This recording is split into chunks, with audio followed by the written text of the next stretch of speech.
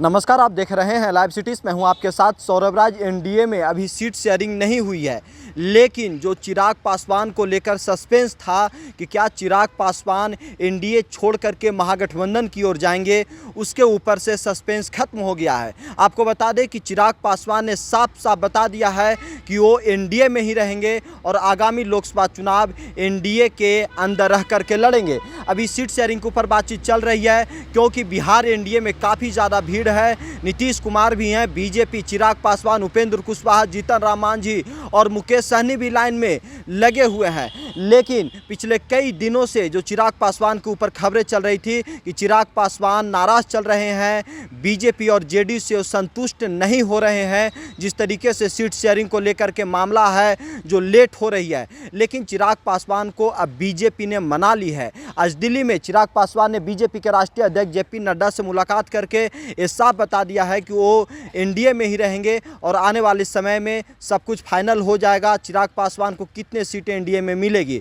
लेकिन आपको बता दें कि 2019 में चिराग पासवान की पार्टी उस वक्त लोजपा थी। आज लोजपा दो धड़ों में बढ़ चुकी है। पशुपति कुमार पारस अलग हैं, चिराग पासवान अलग हैं।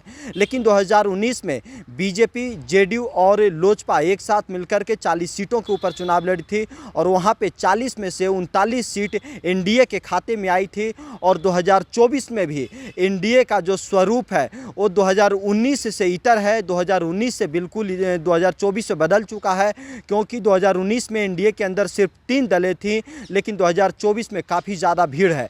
आपको बता दें कि 40 में से कितने सीट चिराग पासवान को मिलेगा ये बहुत जल्द फाइनल हो जाएगा। लेकिन चिराग पासवान को बीजेपी ने मना ली है, बीजेपी ने खुश कर ली है चिराग पासवान को। अब देखना ये होगा कि चिराग पासवान को क्या 4 सीटें मिलती हैं या फिर 5 सीटें मिलती हैं। अगर 5 सीटें चिराग पासवान को मिलती हैं तो फिर पशुपति कुमार पारस का क्या होगा, क्योंकि लगातार कहा जा रहा है कि चिराग पासवान को बीजेपी ने 2019 के फॉर्मूले पे राजी की है। 2019 में लोजपा को 6 सीटें मिली थी और एक राज्यसभा की सीटें भी उस वक्त मिली थी। लेकिन आज के समय में बीजेपी कितना सीट देने को तैयार है, कितना सीट एनडीए में नीतीश कुमार और बीजेपी को छोड़ करके बच रहा है, कितने सीटों में सभी दलों के अंदर जो बंटवारा होना है वो देखना होगा। लेकिन क्या चिराग पासवान के एनडीए में आने से क्या पशुपति कुमार पारस आउट होंगे, क्योंकि पशुपति कुमार पारस के लिए ऐसा लग रहा है कि बहुत कम स्पेस एनडीए में बचा है। अब देखना ये होगा, क्योंकि पशुपति कुमार पारस लगातार जिद पे अड़े हुए थे कि वो एनडीए के मुख्य पार्टनर हैं और वो हाजीपुर से चुनाव भी लड़ेंगे एनडीए के सिंबल पे। और जो उनके सिटिंग सांसद हैं, चिराग पासवान को छोड़ करके बाकी 5 सांसद एक वक्त में पशुपति कुमार पारस को मिला करके उधर चले गए थे, लेकिन फिर वीणा देवी और दूसरे लोग चिराग पासवान से बीच बीच में मिल रहे थे। लेकिन अब पशुपति कुमार पारस का क्या होगा? क्या पशुपति कुमार पारस को एनडीए से बाहर कर दिया गया है? क्या पशुपति कुमार पारस अब एनडीए में नहीं रहेंगे? क्योंकि चिराग पासवान ने ऐलान कर दिया है जेपी नड्डा से मिलने के बाद कि सब कुछ ठीक से बातचीत हो गई है और एनडीए में ही वो रहेंगे। जेपी नड्डा से सब कुछ बात फाइनल हो गई है। आपको बता दें कि बिहार सरकार में मंत्री रह चुके हैं मंगल पांडे, अभी वर्तमान में एमएलसी हैं। उन्होंने चिराग पासवान और पशुपति कुमार पारस से लगातार बातचीत कर रहे थे और आज दिल्ली में जेपी नड्डा से मिलते वक्त मंगल पांडे भी बैठे हुए थे। आपको बता दें कि चिराग पासवान और बीजेपी के बीच में मंगल पांडे ने पुल का काम किया है। मंगल पांडे ने सारे समस्याओं का समाधान निकाल दिया है।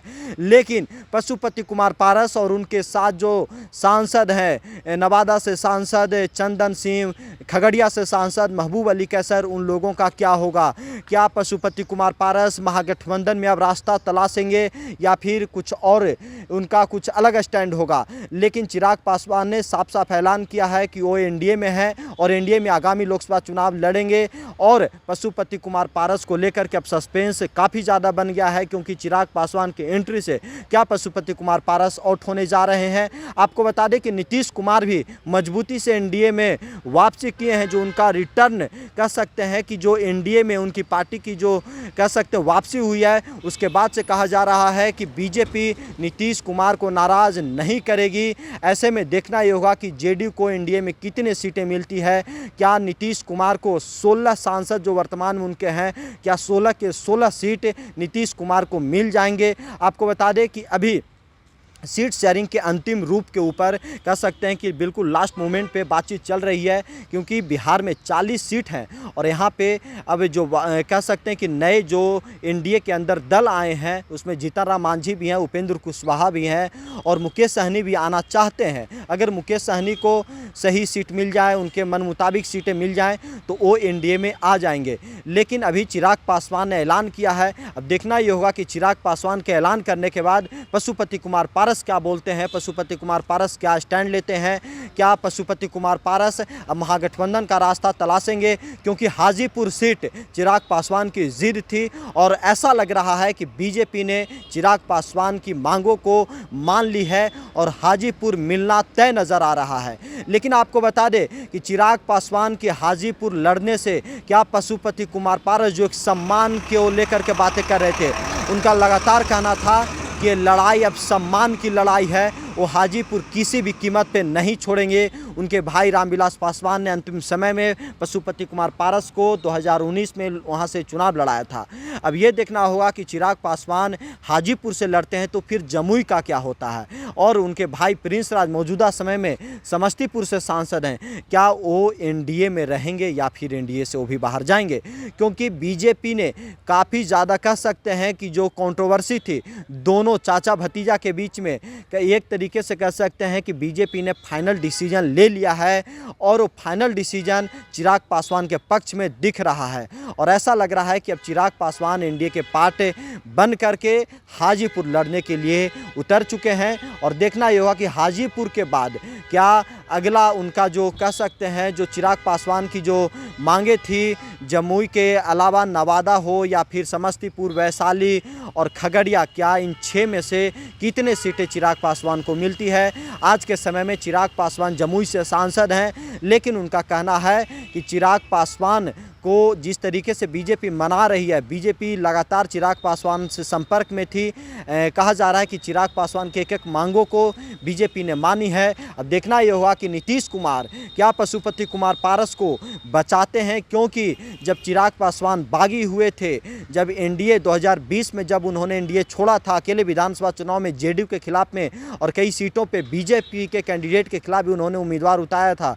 उसके बाद चिराग पासवान और नीतीश कुमार में जो दूरियां बढ़ गई थी, वो पशुपति कुमार पारस लगातार ये कह रहे थे कि वो एनडीए के पार्ट्स हैं, नीतीश कुमार के साथ हैं, बीजेपी के साथ हैं और चिराग पासवान एनडीए से बाहर हैं। लेकिन आज चिराग पासवान ने ऐलान किया है कि वो एनडीए के पार्ट्स हैं और आने वाले लोकसभा चुनाव एनडीए के साथ मिलकर के लड़ेंगे। अब देखना ये होगा कि पशुपति कुमार पारस का क्या होता है, क्या पशुपति कुमार पारस महागठबंधन में अब रास्ता तलाशेंगे या फिर कह सकते हैं कि उनका पॉलिटिकल कैरियर का द एंड हो गया। दिल्ली से सौरभ राय, लाइव सिटीज़।